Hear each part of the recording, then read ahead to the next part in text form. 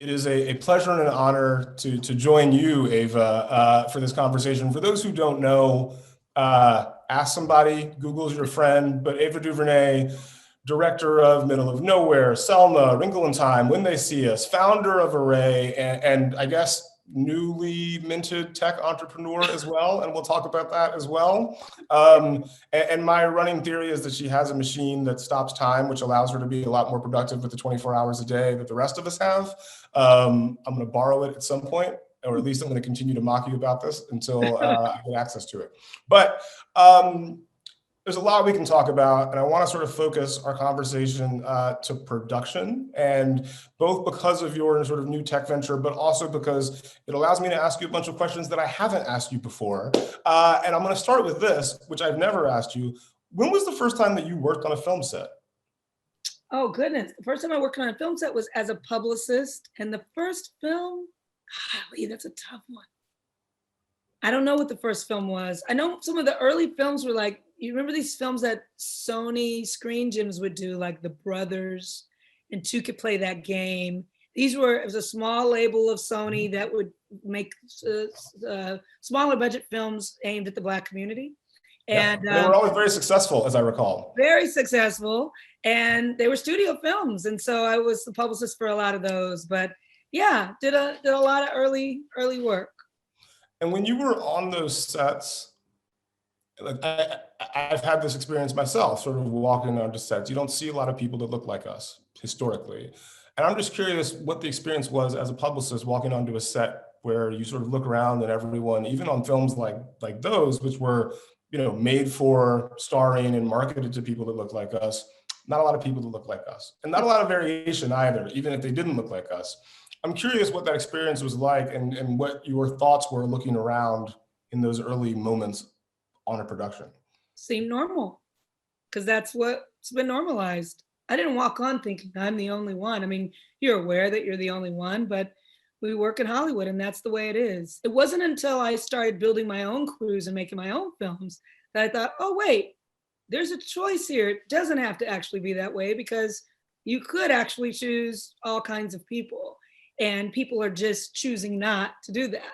And so for me, I had to really understand, well, why are people choosing not to do it? For a long time, it was me thinking, well, this is blatant, active racism. It took me a while in our industry and really talking to a lot of people and having my own experiences to come to the understanding that it's maybe more ignorance, more lack of understanding how to do it, more, I don't really have time to do this extra thing. Right. There's a lot of reasons that aren't, I don't like Black, brown people and women. There are a lot of other reasons. And so once I got past that, I started to say, oh, well, then there's solutions for that.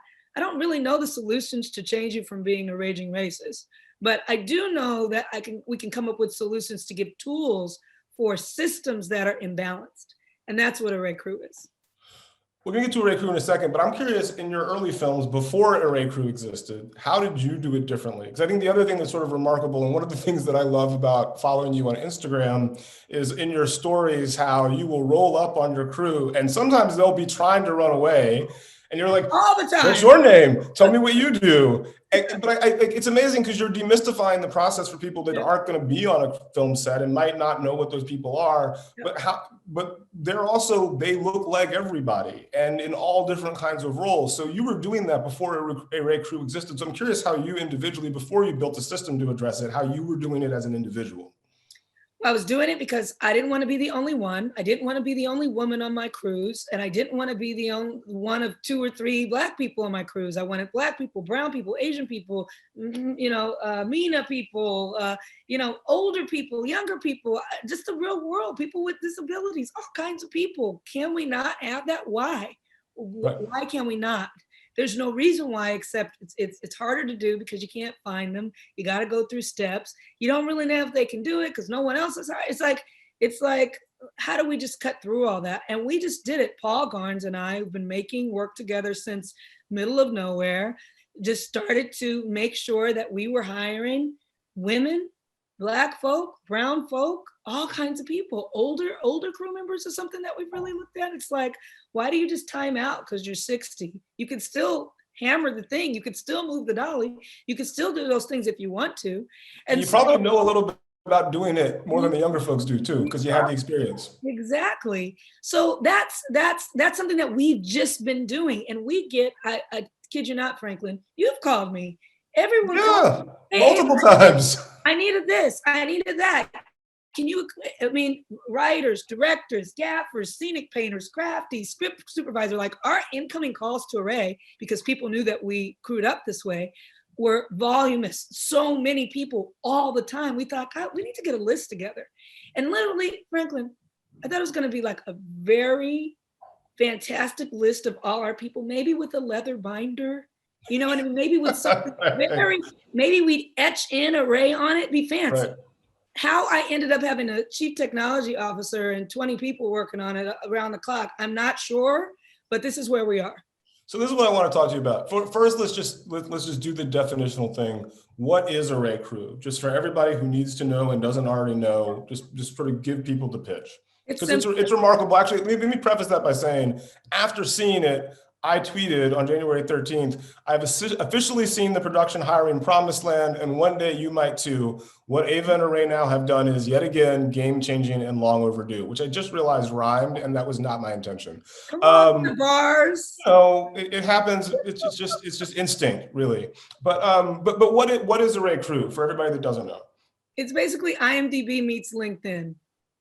It is a way to connect people who are hiring in our industry, department heads, line producers, hiring managers, people who are actually responsible for the crews on sets to make shows and films, connecting them with all kinds of crew members from underrepresented places, women, Black folk, brown folk, Asian folk, older folks. In order to be in crew, as a crew member, you need to have 1 credit at minimum, be 18 years of age, and eligible to work in the United States.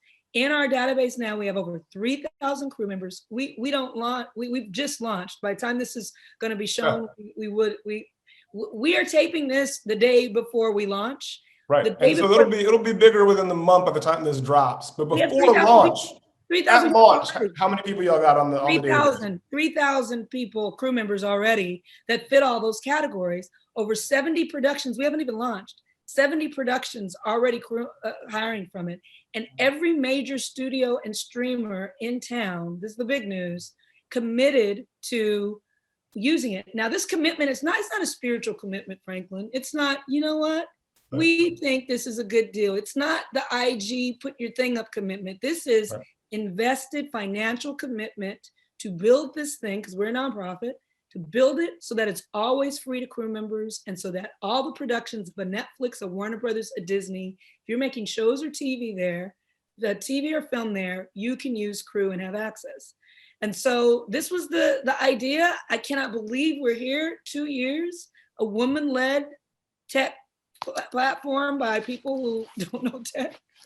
Well, so this is the other thing that I want to get to. I want you to walk through, because again, you've done a lot.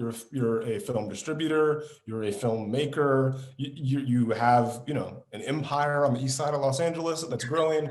But talk to me about what the process of building a tech platform was like, because that's a very different thing than everything else you've done.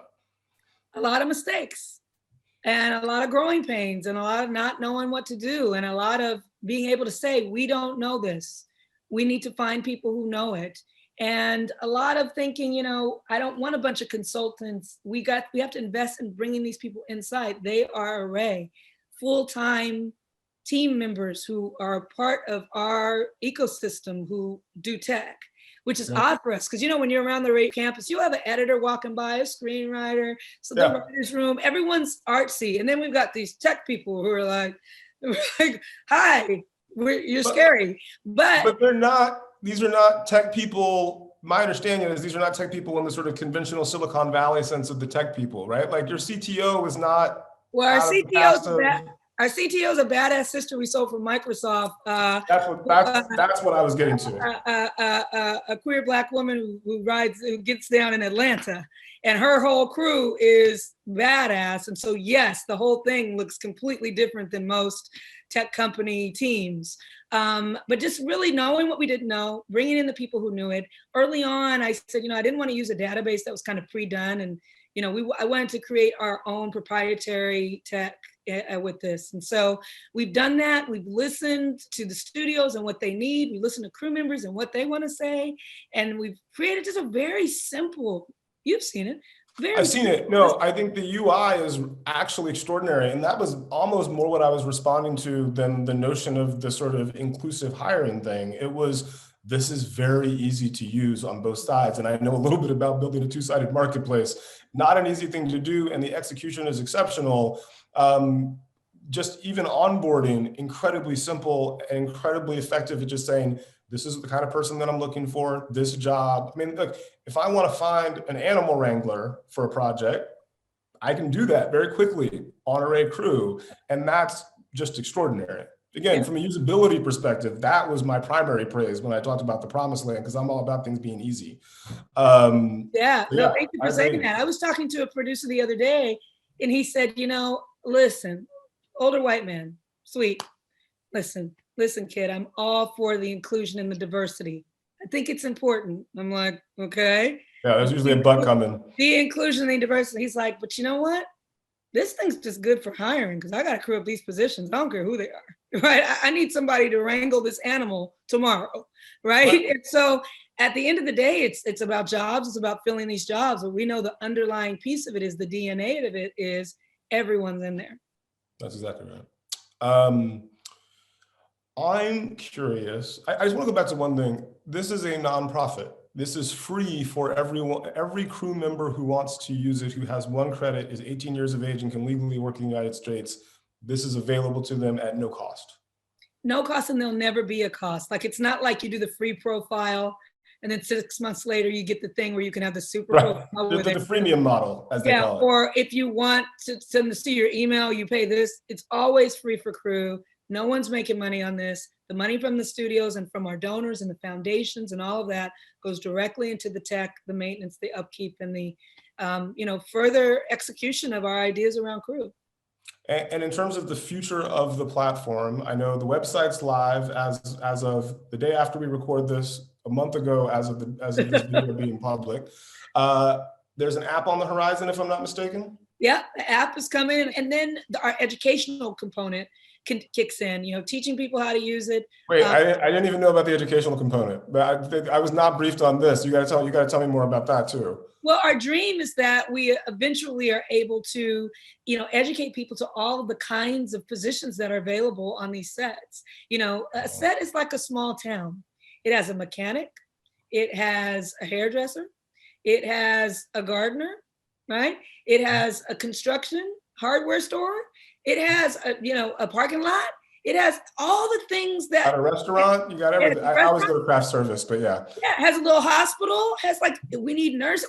Whatever you do in the real world, if you have an interest in film and TV, what we haven't said enough to people and all kinds of people is there's a place for you if you're interested in our industry, and that there are things that you can do. And so, I was there.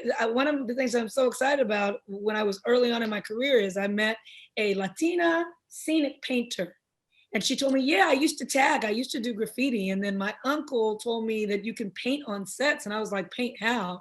And literally she makes white walls look like they're crumbling. She makes, things exist that aren't there before because she's an artist with the scenic painting. It's a union job and she makes great money. So we just want people to know about these possibilities. And so part of our next step is educating people to the possibilities. So you're basically just bringing the Instagram story thing to the Array Crew app is basically what I'm taking away from this. Some of it, but also then actually the further dream is to actually help people, train people in those jobs. That's that's several years away. Another thing about the platform that I was really struck by is that you can include, when you sort of add your name to the crew database, age, gender, race, disability, language, and all of those things. But hiring managers can't search by those categories. And you don't have to put any of that information if you choose not to, but you can if you desire. Can you talk a little bit about the decision to do that? Like, why we want everybody to be able to add it, but why we don't want people to be able to search by it? Because I thought it was an interesting choice, and it's one that we have a similar thing with on the Blacklist. Well, one of the challenges is that it's the law, right? I mean, it's a legal issue, and it was something that I'm not happy with. I would rather everyone be known as and be able to identify, but there's some legal pieces there that make it difficult. And so instead of dealing with those tricky things, we said, let's just wipe it out. We will know that, and folks will know that the majority of people in this database identify as these underrepresented categories, so that when you're searching and they come up, the majority of the people that you're going to get are that. But you know, legally going in and saying, I'm looking for a Black rigging grip, you know, gets into issues that we have our eyes on a prize. And although I hope that one day someone really gets into the legal matters of why this is crazy, at this point, eyes on the prize, let's get this done, and use the tools that we have to do it. And right now, this is purely a US reality, but if I'm not mistaken, international coming soon. Coming very soon. Our biggest, we have a couple big questions that people always ask, but the biggest one that we're getting from hiring managers, from UPMs, line producers, studios is, what about the UK and what about Canada? So those are, we're working to bring those online by the end of this year, top of next year. Getting closer, may even be sooner than that. You know how we like to overachieve at Array. Well, I always assume that, look, I've given you a hard time about always having a secret project. So yes, I assume that there's some other thing coming that you haven't talked about yet that I will look like an idiot for not asking about in this interview in a month or two. No. How do you think about success? Like, do you have like a sort of mental map or a mental sort of image of what, like when you think about a year, 5 years from now, what success looks like for this platform? For Array Crew, the ultimate sign of success would be that in 10 years, it's not needed. It just doesn't need to exist, because, and that someone says you have to have a website to have women on this. Like, it's so insane that it even needs to exist. I don't even want to normalize the need for it. You know, true success would mean that it's obsolete in a decade. And in order to get there, we got to use it. So we're sort of coming towards the end of time, and there's one story that you tweeted about, again, a month ago when this drops, but the week, like literally yesterday, and that's Sierra's story. She happens to be one of my favorite human beings in Hollywood, like low-key. We don't even know each other that well. She's from Alabama, I'm from Georgia. There was like an immediate bond there. And I think that it's sort of, her story applies very nicely to what I think beyond crew hiring, the potential for the long-term effect of normalizing more people and more different kinds of people in these environments. And so could you just tell us about where she started, like how it started and where she's doing now to use the meme structure? How it started was, I was at a speaking engagement at a college, small college in Alabama. And there was a young woman who had great questions, and afterward came up to me and said, ma'am, if there's ever anything that I can do, be a PA, take out the trash, get your coffee, please call on me. I want to do it. I want to learn. She was in film school, and she was in Alabama. There's not a lot of productions coming through there. No. Shortly after, we were coming through with Selma. And so I remembered and asked that she be brought onto it. Now, she was a PA. There's different levels of PA, right? PA is a production assistant. They are the people doing the work that no one else wants to do. You can find PAs on Array Crew. I'm just going to do the ad. You can find PAs on Array Crew. But she was the PA that's way out, locking down a driveway a mile away, making sure a car doesn't pull out into the shot. Nowhere close to the set, the actors, or anything. Over the years, after Selma, she did Wrinkle in Time. She did a couple pilots for me. She did Queen Sugar. She moved up and up and up and up and up. She's the key PA, which means she's standing right there next to the AD, right there next to the director. She's watching block and rehearsal. She's manning and managing the whole cast. Like, she is the one. She's the top PA. Most PAs, key PAs, go on to be an AD, assistant director, right? Which is the position that runs the set. So, but she doesn't want to be an assistant director. She wants to be a director. So I said to her, you've got to stop, right? Because I'll always hire you because you're great at your job and you've put in the hours and you've done the grunt work and you've done it. You got to stop and make your own thing if you want to be a director. She did. She made a couple great shorts. She did some other projects. She was constantly shooting. Her name on Twitter is Shooter. right? So she's constantly shooting, and she was ready. And so we offered her a couple episodes of Queen Sugar. She did 3 episodes of Sugar, and the people that she was getting coffee for 5 years ago, she was now directing. The whole cast and crew rose up to support her, and she made 3 beautiful episodes. And she's an example of let people in the door. You know, what would have been her fate if she had not gotten on these productions through an inclusive hiring agenda that I have? It would be, she'd be out of Atlanta trying to get on a crew and hoping that you know, the ADs would remember this young Black girl from Alabama. And so she is a success story. She is an Array Crew success story before there was an Array Crew. Yeah, and just a phenomenal talent and human being. I mean, the thing that, and it's funny because, like, as much as I think about, you know, where would she be if it weren't for the opportunity that you were able to give her, I think about, like, where would the industry be if we didn't have access to her talent as a director? That's right. And we as an industry lose when we aren't sourcing people like her who are going to be superstars as the junior most PA to the key PA to the director now directing TV shows. And frankly, I'm looking forward to when she's, you know, directing the pilot of her own original show, because it's going to have a point of view that we haven't seen before. That's so. Right. Look, there's a reason why I say that the last decade has been your last decade has been more consequential than any filmmaker in the history of Hollywood, and it's stories like that. Whatever, I'm a quant person. I can back it up. I challenge anybody to have that debate with me. I will win every day and twice on Sunday. Well, listen, I don't know if I agree with you, but I love to hear you say it, and I always love to talk to you. And thank you. Could you remind me of the reasons why we do the work? You have such an institutional memory of Array. It's just a pleasure to be able to talk to you because you know what we've done, what we're trying to do, how we do it, and why. And so thank you for being a part of our story. It has been an honor to be a witness. We need it.